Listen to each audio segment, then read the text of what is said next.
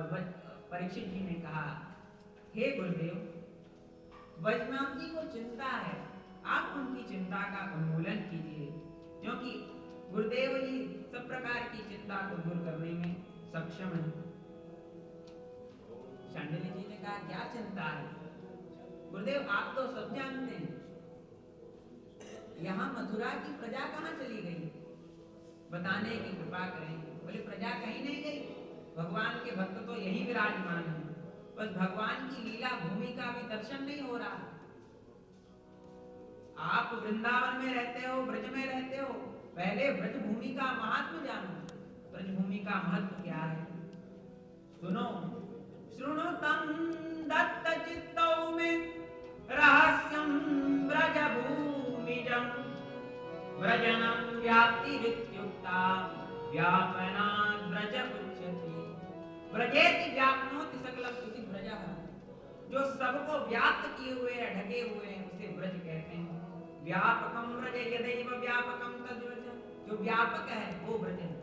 व्रजन्ति भगवत समीपे गच्छन्ति इति व्रजः, व्रजते व्याप्यते कृष्णेन यद तद्व्रज। भगवान के द्वारा जो व्याप्त है उसे ब्रज कहते हैं। व्रजन्ति गच्छन्ति जना यस्य शरणं स व्रज, जन जिसकी शरण में जाते हैं उन भगवान का नाम ब्रज है। परम सद्गुरुदेव भगवान कह रहे हैं, महाराज इस ब्रज में तो परमात्मा स्वयं आ गए। तज के गोलोक के भोग वैभव सभी, कृष्ण ब्रज में पधारे प्रिया के लिए। श्री किशोरी जी की प्रार्थना से, किशोरी जी की लीला के विहार के लिए गोलोक धाम छोड़कर परमात्मा ब्रज में पधारे। उन परमात्मा की क्रीड़ा स्थली का ब्रज है, उस ब्रज को जानिए, क्योंकि भगवान चले गए तो ब्रज का वो वैभव चला गया, किंतु आप भगवान के परम भक्त विराजित हैं तो वो वैभव पुनः आप उसे प्रकट कर सकते हैं। हे वैजनाथ जी, गुणातीतं परम ब्रह्म व्यापकं ब्रज उच्यते, जो त्रिगुणातीत है, परब्रह्म है, जो व्यापक है, उसे ब्रज कहते हैं। और तस्मिन् नंदात्मजः कृष्णः सदानंदांग विग्रह, आत्मा रामश्चाप्त काम प्रेमानुक्तेर्भूयते। नंदात्मज श्री कृष्ण भगवान, श्री कृष्णचंद्र जी सत्य और आनंद स्वरूप होकर के यहाँ विराजित हैं। राधा रानी के साथ में रमण करने से भगवान को आत्मा राम कहा गया। आत्मा राधया स रमते इति आत्मा राम, आत्मा तु राधिका तस्य तयैव रमणादसौ, आत्मा राम इति प्राज्ञै प्रोच्यते गूढ़वेदिनी। गूढ़ तत्व के वेत्ता महापुरुषों के द्वारा भगवान श्री कृष्णचंद्र जी को आत्मा राम कहा गया, इसलिए वे राधा रानी के साथ में रमण करते हैं। राधा रानी भगवान की आत्मा है। आत्मया राधया रमते आत्मा राम। और भगवान जब राधा रानी के साथ में रहते हैं तब भगवान का नाम होता है मदन मोहन, और जब राधा रानी के बिना रहते हैं तो मदन मोहन मदन मोहित हो जाते हैं। यदा राधादितो घाति तदा मदन मोहनः, अन्यथा विश्व मोहेति तदा सदा मदन मोहितः। जो विश्व को मोहित करने वाले हैं वे भी राधा रानी के बिना मोहित रहते हैं, उन्हीं के ध्यान में मग्न रहते हैं। भगवान श्री कृष्णचंद्र जी को काम विजेता बनाने में सक्षम श्री नित्य निकुंज ईश्वरी वृषभान दुलारी मुखरा देवी की दुलारी श्री राधा रानी। बोलो श्री राधा रानी की जय। शांडिल्य महर्षि राधा रानी के बारे में होता है, बोले इस ब्रज भूमि में दो तरह की लीलाएं हुई, एक वास्तविक लीला और एक व्यवहारिक लीला। जो हमें दिखाई देती है वो व्यवहारिक की लीला, और जीवाना व्यवहारिक जिसको देखा जा सकता है। और वास्तविक लीला क्या है? बोले वास्तविक तत्व संवेद्या, वास्तविक लीला तत्व संवेद्या जानी गई। अत्रैव ब्रज भूमि सा यद तत्व स गोपिता। ये जो ब्रज भूमि है जहां पर तत्व सुरक्षित है, कौन सा तत्व? तत्वज्ञ महापुरुषों को, प्रेमी संतों को वह प्रतीत होता है, वह कृष्ण तत्व है। आज भी रसिक संत, भगवत भक्त उस तत्व श्री कृष्ण तत्व का प्रत्यक्ष दर्शन करते हैं, उनकी मधुर वंशी की धुन सुनते हैं, प्रत्यक्ष रासलीला का निधिवन में दर्शन करते हैं और प्रत्यक्ष श्री नित्य निकुंजेश्वरी श्री बांके बिहारी सबका सानिध्य प्राप्त करते हैं। आज भी भक्तों को श्री हरिदास जी महाराज का दर्शन होता है, सद्गुरुदेव भगवान का दर्शन होता है।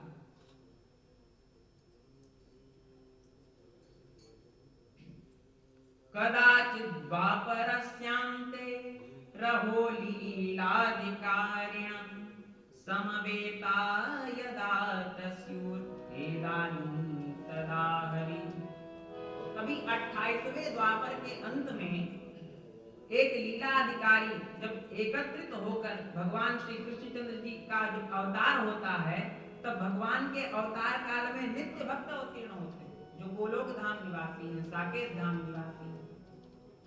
नित्य अंतरंग परिकर और देवता ऋषि आदि सभी भगवान के अवतार काल में भगवान की सेवा करने के लिए व्रज में पधारते हैं। सर्वेषां वांछितं कृत्वा हरन्ति हितोर्भवत् तेनात्रि विधा लोका सीता पूर्वं न संशयः। भगवान 3 प्रकार के भक्तों के समुदाय को लेकर आते हैं। कौन? वे नित्य भक्त, लिप्सु और देवता। इनको लेकर आकर भगवान लीला करते हैं। देवताओं को द्वारिका में स्थापित कर दिया, अपने अंतरंग रसिक भक्तों को ब्रज में स्थापित किया और भगवान ने लीला प्रारंभ की। शांडिल्य महर्षि कह रहे हैं, वैष्णव जी, परीक्षित जी, आप भगवान की इस ब्रज भूमि का दर्शन करो और जो जो पुनः स्थापित था उसे फिर से उनका पुनरुद्धार करो। गोवर्धने दीर्घपुरे मथुरायां महावने नंदिग्रामे बृहत्सानो कार्यराजस्थितया। गोवर्धन, गिरिराज गोवर्धन को की स्थापना करो, वो तो हैं, किंतु उनमें मुखारविंद सबका दर्शन करके उनका पूजन प्रारंभ करवाइए। दीर्घपुर, डींग जिसे कहते हैं, मथुरा, महावन, गोकुल, नंदीग्राम, नंदगांव और बरसाना, इनमें इनका पुनरुद्धार करवाइए। नदी, पर्वत, घाटी, स्थल, जो कुंड हैं, पोखर हैं, सबकी स्थापना करवाइए। ब्रह्म कुंड, दावानल कुंड आदि अनेक कुंडों की स्थापना करवाइए। तब क्या होगा? वे सच्चिदानंद भूरेशा तया सेव्या प्रयत्नतः तब कृष्ण स्थल नात्र स्फुरन्ति वदनुग्रहात्। हे वैष्णव जी, मेरे अनुग्रह से, मेरी कृपा से और भगवान की कृपा से यह सच्चिदानंद स्वरूपिणी भूमि प्रकट हो जाएगी। और फिर भगवान ने कौन सी लीला कहाँ की है, वह स्वयं प्रकट हो जाएगी। तब आप उस ब्रज भूमि को देखोगे तो जैसे भगवान के समय में था वैसे ही आपको दर्शन होगा, भगवान का साक्षात्कार प्राप्त हो जाएगा। सूत जी महाराज कहते हैं, हे ऋषियों, ततस्तु विष्णुरातेन श्रेणी मुख्या सहस्रशः इंद्रप्रस्थ्यात् समानाय मथुरा स्थापमापितम्। परीक्षित जी महाराज ने और वैष्णव जी ने शांडिल्य महर्षि के चरणों में दंडवत किया है और फिर वे पुनः अपने महल में पधारे। परीक्षित जी ने इंद्रप्रस्थ में सूचना भिजवाई और हजारों हजारों बड़े बड़े वैश्यों को, सेठों को, ब्राह्मणों को, सबको मथुरा बुलवाया। प्राचीन वानरों को भी मथुरा बुलवाया, जो सब चले गए। क्यों? यहाँ से भगवान चले गए, लेकिन तो भगवान के भक्त तो हस्तिनापुर में विराजमान हैं, तो वहां पर पांडवों के साथ सभी मथुरावासी भी रहते। तो इस ब्रज भूमि में सभी को बुलाया गया है कि सभी आइए। और जहाँ ब्रज की शोभा तो बकार से ही है, वह से बाबा और वह से बानर और वह से श्री बिहारी जी। बोल बांके बिहारी लाल की जय। ब्रज में स्थापित किया है देवताओं को। गोविंद हरिदेवादि स्वरूप आरोपणेन च कृष्णैक भक्ति स्वे राज्ये प्रदान मोदः। श्री गोविंद देव, हरिदेव आदि नामों से भगवान की के विग्रह को स्थापित किया, जो जयपुर में विराजमान है। वो लोगों ने आक्रमण किया, ठाकुर जयपुर चले गए। बोले जहाँ रहेंगे भैया, ब्रज में तो सुरक्षा नहीं। संतों ने कहा ठाकुर यहाँ विराजिए। तो ब्रज में चार देव द्वैनाथ है, द्वै गोपाल बखान। श्री वज्रनाभ ने प्रकट करी अष्टमूर्ति भगवान। श्री वज्रनाभ जी ने 8 मूर्तियों को प्रकट किया। 4 देव, हरिदेव, केशव देव, बलदेव और गोविंद देव। 2 नाथ, श्रीनाथ और गोपीनाथ। 2 गोपाल, साक्षी गोपाल और मदन गोपाल। ये 8 मूर्तियां श्री वैष्णव जी ने प्रकट की। श्री शांतिदेव महर्षि के आज्ञा से ठाकुर स्वयं प्रकट हो गए। संत ने चाहा और ठाकुर स्वयं प्रकट हो गए। सभी को बुलाया है परीक्षित जी ने और इस प्रकार से सबको मथुरा में स्थापित किया है। किंतु जो भगवान की 16,100 पत्नियां हैं, जो भगवान के साथ जा नहीं पाई, उन्हें भगवत विरह व्याकुल करता है। तो सभी 16,100 पत्नियां भगवान के विरह में कालिंदी मैया के तट पर गई। एकदा कृष्ण प्रत्न्यस्तु श्री कृष्ण विरहातुरा कालिंदी मुदितां वृक्ष प्रपच्छोदतमस्सरा। वे भगवान की विरह से व्याकुल होकर कालिंदी मैया का दर्शन करने गई यमुना मैया के किनारे और देखा श्री यमुना जी परम प्रसन्न हैं। उन्होंने हाथ जोड़कर कहा, हे यमुना जी, यथा वयं कृष्ण पत्न्यस्था त्वमपि शोभने वयं विरहाद दुःखात् न कालिंदी तद्वद। हे कालिंदी, हम भी कृष्ण पत्नियां हैं और आप भी श्री कृष्ण पत्नी, किंतु हमें भगवान का विरह व्याकुल कर रहा है, उनका दर्शन नहीं हो रहा है, किंतु आप परमानंदित क्यों हैं? भगवान तो परम धाम चले गए।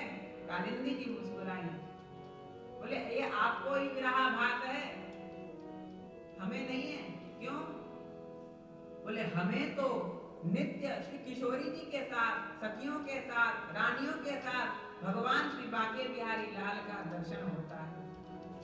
हमें श्री राधा रानी की कृपा है हमारे ऊपर, इसलिए हमें कोई दुख नहीं होता। भगवान तो हमारे साथ में ही है, नित्य भगवान हमारे जल में क्रीड़ा करने आते हैं। आपको विरहाभास इसलिए है क्योंकि आपने भगवान से प्रेम तो किया, किंतु अभी आपने भक्ति भगवान को आप प्राप्त नहीं कर पाए। पत्नियां होकर भी भगवत प्राप्ति नहीं हुई। कालिंदी जी कहती हैं, आत्मा रामस्य कृष्णस्य ध्रुवमामास्ति राधिका तस्य दास्य प्रभावेण विरहोन्मासन संस्पृशे।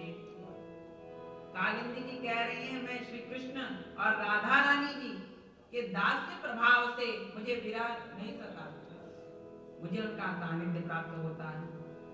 मुझे तो प्रतिदिन श्री रुक्मिणी जी, सत्यभामा जी, जाम्बवती जी, ब्रज गोपियां सभी का दर्शन प्राप्त होता है।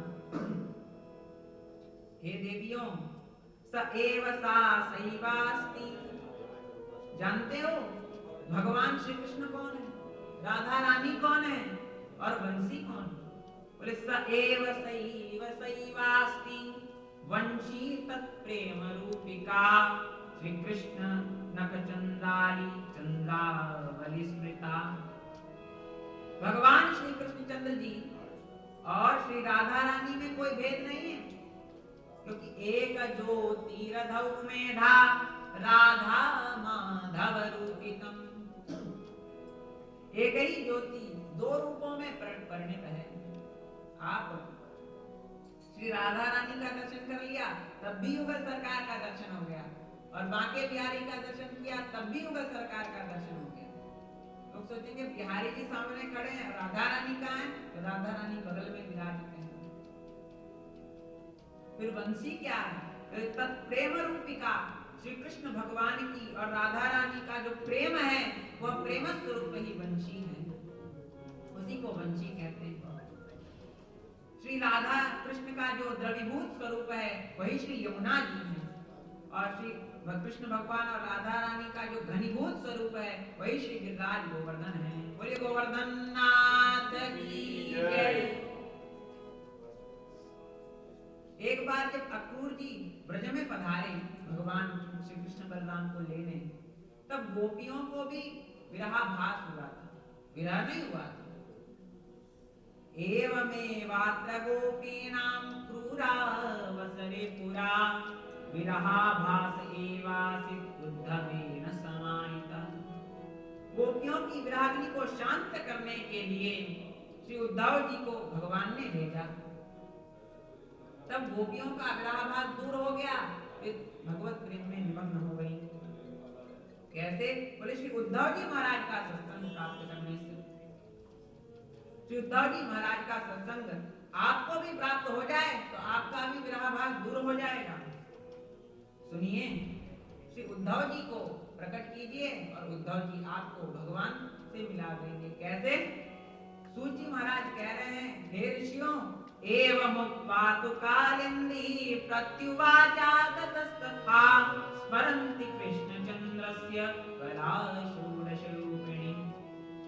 भगवान श्री कृष्णचंद्र जी की षोडश रूपिणी कलाओं का स्मरण करते हुए साधना की बलरूपा भूमि या ब्रज भूमि, इसके रहस्यों सहित भगवान ने पहले ही उद्धव जी महाराज को प्रदान कर दिया है।